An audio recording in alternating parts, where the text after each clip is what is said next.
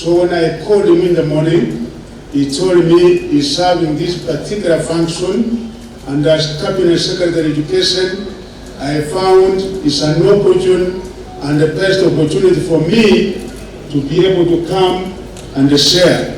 First and foremost, Your Excellency, we thank you for the initiative you have taken, because each and every one of us here knows that education is the only thing that can be able to contribute to the socio-economic transformation of our region and of our country. A region that is not able to take education seriously lags behind. Indeed, as the Unversity community, as other communities in Kenya, ever since independence, we have been where we are, even our people all over the country, because they were able to access education.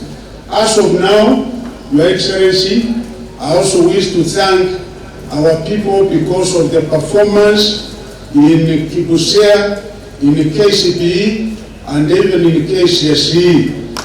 In the Nyanza region, some people think that it is someone who did very well, and I want to confirm to you that actually that is not the way it is. Yes, we did well, but when you compare with others, they equally did better than we did, because like the number of A's we had from Nyanza region, the county that was number one was here with 72 A's. So what is it that I'm passing over to my people of Unversity community is that we should actually work harder. Let us work harder. There's no happiness, because whatever infrastructure or development that can be done, the only other thing to be done is the software. And the software is giving bursaries, is making it possible for the young ones to go to secondary school, so that in years to come, they can also be able to serve this country in various other levels. I want to thank the people of Kisii County, Your Excellency, because grade 7, we have now achieved 100% transition, and I thank you so much for that.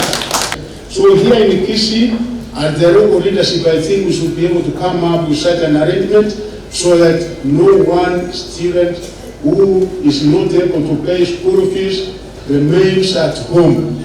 And I'm also going to do something, Your Excellency. I've told you that in this particular aspect, because I came and met you doing this, and I appreciate what you are doing. As a ministry, you know there are various levels of scholarships. There are what we call Jomo Kenyatta scholarships. There are various other organizations which assist the government in giving scholarships, and the one such organization is Equity Bank, we have Family Bank, we have Kenya Commercial Bank. A few, and I'm sure you also get a few, because I said we should also be able to give each and every governor a figure, which I cannot be able to give out here. But nataka watoto 20, Your Excellency, from poor families. Na mambo yangu najua ni kusema na kutenda. Unajua Machogu? Machogu si mtu ya kelele mingi, hata Kenya hii mimi si kelele, lakini kazi tunachapa. Tunachapa, ni mchapa kazi. And the members of Unversity community, I told you I will make you proud, and that's what I will.